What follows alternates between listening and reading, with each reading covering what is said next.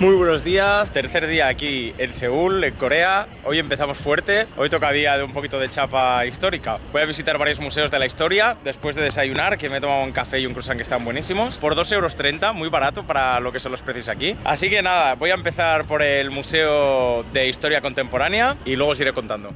Bueno, ya he salido del museo, de hecho hace como una hora que he salido. Puedo decir que es uno de los mejores museos donde he estado de historia contemporánea. A mí me gusta mucho, los que me seguís ya lo sabéis, la historia del siglo XX. Y en este museo está todo súper esquematizado, muy bien explicado, con mucha información útil, pero sobre todo muchos esquemas y todo dividido por años. Y está espectacular, de los mejores museos en los que he estado del mundo, de la información que yo quería. Y encima gratuito. Hay varias exposiciones, pero la de la historia que os voy a contar ahora es el que más me ha interesado. Y creo que para contaros la historia he venido al sitio ideal, que es el Memorial de la Guerra de Corea, que es un recinto inmenso que ahora iremos viendo. Y bueno, aunque no quería pegar mucho la chapa, no lo puedo evitar, me gusta muchísimo la historia y me gustaría poder transmitir esta afición o esta pasión que siento por la historia compartiéndolo con quien me esté viendo. Así que voy a intentar resumirlo mucho, ¿vale? El museo empieza más o menos a partir del año 1876. Hasta entonces en Corea reinaba la dinastía de Joseon, que es la que vimos del palacio de ayer. Y hasta entonces, en todos esos siglos que había estado gobernado por esa dinastía, había sido un país bastante hermético, que no quería implicarse en los conflictos exteriores. Pero a partir de 1876 es cuando Japón, el imperio japonés, que ya está en puro auge, por diferentes motivos, hace un tratado con Corea, básicamente lo obliga, para tener relaciones comerciales y, obviamente, desfavorables para Corea. En esos momentos hay la primera guerra sino-japonesa, que son los conflictos entre China y Japón por el dominio de Corea. En el 95 pierde China y Japón, aunque todavía no se la anexiona como tal y ya tenía relaciones diplomáticas, hace que todavía tenga más influencia sobre Corea. Japón en esos momentos estaba imparable, se estaba expandiendo de una forma brutal y en 1904-1905 hay la guerra de Japón contra Rusia, contra el gran imperio ruso. Y gana también, por lo que aún se hace más potente todavía. Total, que tras varios tratados, impuestos y varias historias, en 1910 Corea oficialmente forma parte del imperio japonés. Pero justo antes, en 1909, An Jung-geun, que era un militante nacionalista que había en Corea y en el que el museo que he estado se le dedica toda una sala explicando su historia y es considerado un patriota porque en 1909, un año antes de que se firmara el tratado que oficialmente incluye Corea dentro del imperio japonés, este militante se cargó al primer ministro japonés que había en Corea. Obviamente él no quería que Japón anexionara a Corea y lo que hizo fue atentar en una estación de tren con una pistola contra el primer ministro. Después de eso fue arrestado y ejecutado en la cárcel donde lo metieron. Pero para los coreanos es un héroe. Un héroe que realmente no cambió el destino del país, pero sí que mostró que tenía valentía, que creía en sus ideas y que actuaba. A partir de entonces, 1919...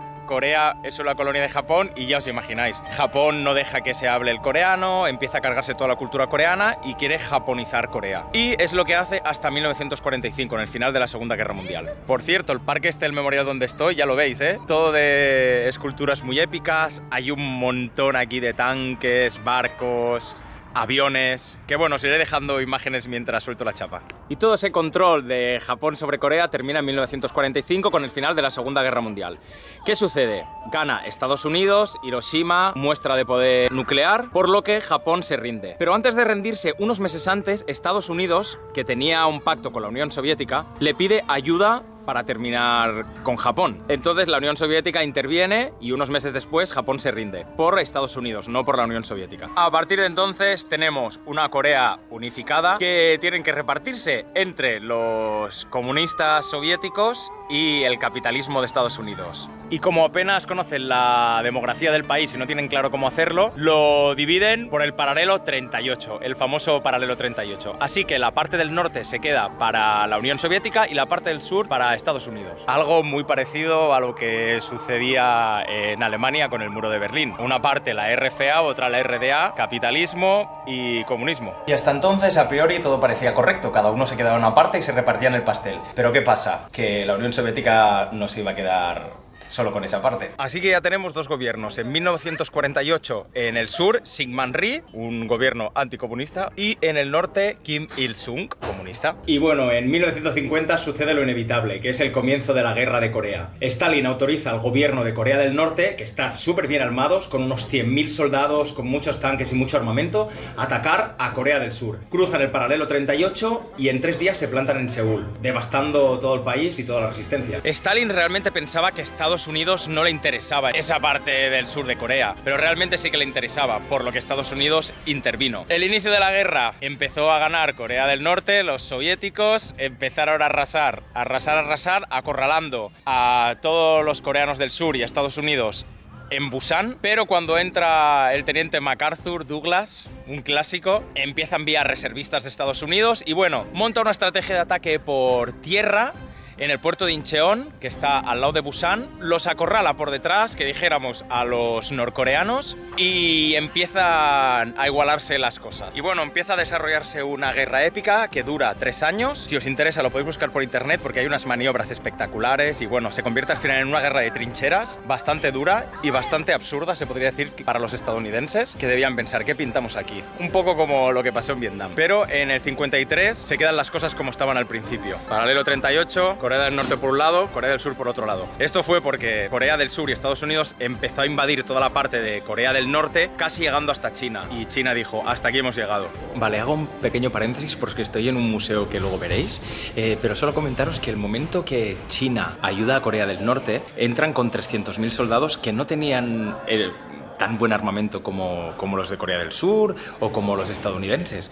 Pero el tema es que eran 300.000 soldados, iban por tierra y usaban estrategias de combate y 1000 historias para cargarse al enemigo, pero realmente fue una victoria por superioridad numérica, no mucho más. Se metió China, reculó Estados Unidos y la ONU, con 20 y pico países, aunque era simbólico porque solo estaban Estados Unidos, pero la ONU ayudó a Corea del Sur para llegar casi hasta China. Y pasó eso, se metió China y aquí se acabó todo. Volvieron al punto inicial, Corea del Norte, Corea del Sur, paralelo 38. Y así terminó, entre comillas, lo que se conoce como la Guerra de Corea, que sigue hasta el día de hoy. Y a partir del 53, cuando la guerra ya había terminado y todo parecía que iba a ir mejor, Syngman Rhee, que era el presidente de Corea del Sur, se vuelve un autoritario y empieza a hacer las cosas no demasiado bien. Pero bueno, todo esto ya podéis buscar información. Y en Corea del Norte, pues ya sabéis cómo acaba la cosa. Y para terminar, decir que hasta 1987, que Corea, después de ese presidente, tuvo otros también que hicieron un estado militar y bueno, tuvieron muy mala suerte, pero a partir del 87, cuando ya empieza la decadencia de la Unión Soviética y coincidiendo también prácticamente con la caída del muro de Berlín, Corea se puede decir que se vuelve democrática gracias a que derogan al presidente que tenían y bueno, varias historias que suceden. Corea se vuelve democrática y empiezan a mejorar un poco las cosas para los ciudadanos. Y digo mala suerte porque en el 61 Park Chung-hee hace un golpe de estado y convierte Corea del Sur en un estado militar. Aunque por suerte para muchos, en el 79 lo asesinan, aunque el estado militar continúa hasta el 87.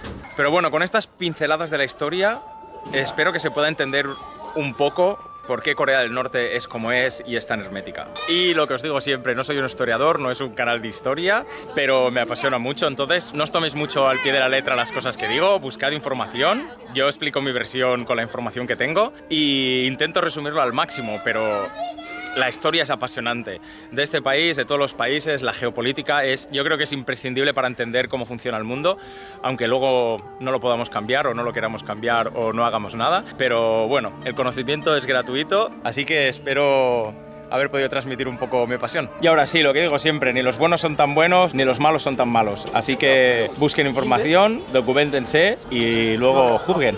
Estoy disfrutando como un niño pequeño, aquí entrando en este barco que se usó para la guerra, está tiroteado por todos lados. Lástima que he venido un sábado, se me ha ido la olla, porque está lleno de niños.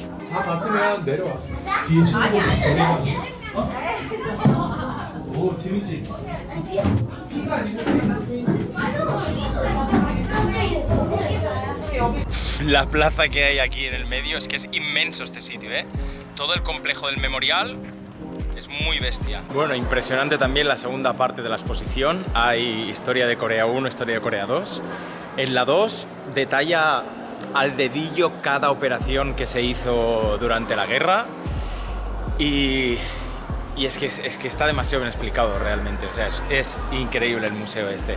No paro de decirlo y estoy flipado y Probablemente la mayoría de gente no comparta o esté pensando que soy un flipado, pero realmente ha sido impresionante. Y la exposición concluye pues diciendo que Corea del Sur siempre ha intentado cerrar este conflicto, evitar que haya una guerra futura y todo esto, y bueno, y un poco pues criticando cómo ha actuado Corea del Norte en los últimos años también, bueno, desde que hubo la guerra, con las atrocidades que cometió, hasta la actualidad con lo que sigue haciendo y la presión. Y como siempre, pues la puerta abierta a que se resuelva este conflicto.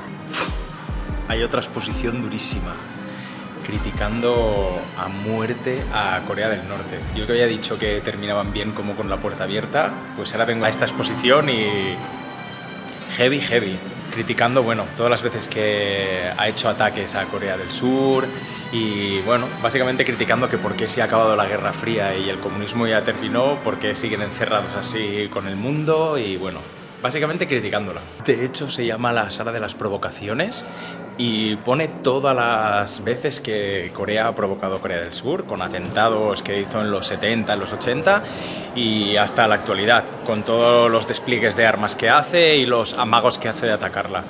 Telita. Pues creo que es suficiente por hoy, son las 3 del mediodía, no he comido nada aún, me he comido un croissant por la mañana y ya está. Este sitio del Memorial, mega recomendadísimo, te guste la historia mucho o no, está todo muy bien explicado, no hace falta que te lo leas todo si no eres un friki como yo, solo por ver todos los vehículos que hay, las exposiciones, es súper interactivo, hay un montón de salas, o sea, alguna de las cosas te va a gustar. Y si no te interesa mucho, estoy seguro de que empieces a ver un poco sobre la historia de Corea del Norte, Corea del Sur y la guerra y te interesará. Así que nada, podría haber explicado infinitas cosas porque es que tengo muchas ganas de contar muchas cosas, pero lo de siempre, creo que con eso ha sido suficiente y os animo a que si venís a Seúl vengáis a estos dos sitios.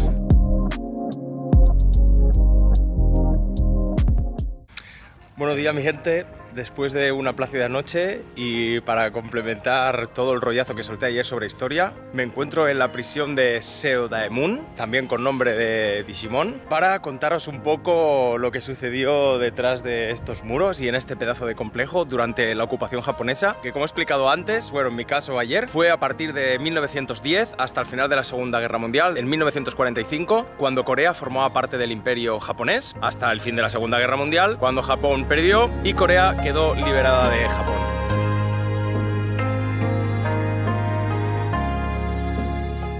Bueno, os hago un salto en el tiempo, un pequeño corte, porque mientras estaba grabando lo que acabáis de ver, ha venido un hombre corriendo y me ha dicho que no se podía grabar así como lo estaba haciendo yo, que era, bueno, grabándome a mí mismo. Que no se podía hacer vídeo básicamente. Total, que he salido, me he estado unas 2 horas más o menos y me ha costado apenas 2 euros, 1,96 creo. Lo que voy a hacer ahora es buscar un sitio para contaros un poco todo lo que he estado viendo dentro y dejaros unas imágenes. Pues resumiéndolo muchísimo, esta cárcel estuvo operativa desde 1908 hasta 1987 más o menos. Y en 1987 es cuando termina el estado militar que había en Corea y empieza la democracia. En 1908, cuando Japón ya tenía mucha influencia sobre Corea, aunque aún no la había anexionado a su imperio, no era una colonia suya, construyeron 16 cárceles en todo el país para empezar a controlar a la gente que estaba en contra del imperio japonés y de la japonización que estaba teniendo Corea. A partir de 1910, cuando ya es oficialmente anexionada al imperio japonés, ven que hay unos movimientos nacionalistas en contra del imperio de Japón, como es normal, y al final acaban construyendo el doble de cárceles, unas 30 y pico a lo largo de todo el país, para ir metiendo a toda la gente y a todos los activistas, a todos los políticos o a todos los disidentes. Inicialmente esta cárcel en concreto estaba hecha para 500 personas, pero con el paso de los años y viendo que cada vez tenían que meter más gente en la cárcel porque el gobierno era más represivo, la fueron ampliando hasta unos 3.000 internos, aunque realmente durante todos los años pasaron por aquí unos 40.000, de los cuales 1.000 fueron ejecutados. Aunque bueno, realmente, como ya entenderéis, es difícil hablar de cifras, sobre todo cuando durante la ocupación japonesa se ocultaban muchísimos datos y no querían que internacionalmente se supiera todas las irregularidades que estaban sucediendo aquí o la manera en que tenían que reprimir. La primera parte de la exposición habla sobre esto, está súper bien explicado, no tienes que preocuparte por seguir un mapa ni nada porque te va diciendo hacia los sitios que tienes que ir, hay un montón de imágenes, un montón de formación, o sea que de momento los museos de aquí me encantan porque sobre todo me gusta que esté todo bien ordenado por fechas y que puedas seguir un recorrido lógico. En esa misma sala también de la primera planta del museo hay como una reconstrucción de uno de los barracones donde metían a los cadáveres, como curiosidad. Luego lo heavy es cuando bajas al sótano. En el sótano hay pues lo típico, una sala de torturas e interrogatorios, luego hay una sala de detenciones también donde los detenían al principio y decidían a ver si los mataban o en qué sitio los llevaban. Y luego pues bueno, varias salas, una de tortura con agujas en las uñas, otra donde se arrancaban extremidades, la piel, rompían órganos y bueno, muchos de ellos morían. Y luego una especie de armarios donde estaban de pie encerrados para que no pudieran sentarse y los tenían ahí días, que no podían apenas dormir o tenían que dormir de pie. Y la gente estaba ahí haciendo risas y metiéndose en los armarios con los niños y bueno, haciendo cosas que no me parecían muy respetuosas, sabiendo lo que ha pasado aquí y habiéndolo vivido probablemente sus familiares. Pero bueno, cada uno con lo suyo. Y luego también hay una sala pues con varios utensilios que usaban los torturadores y luego otra con los trajes de los presos y luego los presos trabajaban. Entonces, en función del trabajo que hacían, pues se les daba una cantidad de comida u otra. Bueno, en función del trabajo que hacían y de la condena que tenían. Y luego lo más llamativo de la cárcel es la estructura panóptica, igual que la cárcel modelo de Barcelona, donde había una torreta y 3 pasillos en el que el guarda, solo con un guarda, ya podía controlar todas las celdas. Entonces estaban los presos repartidos en esos 3 pasillos, en esas celdas. Y una cosa que me ha gustado mucho también, o bueno, que era muy curiosa, que no sé si lo había visto alguna vez, es que los presos, para llamar a los guardias, desde dentro de las celdas apretaban como un palo que bajaba y así los guardas sabían que tenían que ir ahí porque estaba pasando algo o porque el preso necesitaba alguna cosa. Y luego las celdas, ya veis, no son muy pequeñas, pero pensad que había bastantes presos en ellas. Hoy hace bastante calor, ya lo veis, voy en manga corta y dentro hacía frío. O sea, no quiero imaginarme el invierno lo que era esto.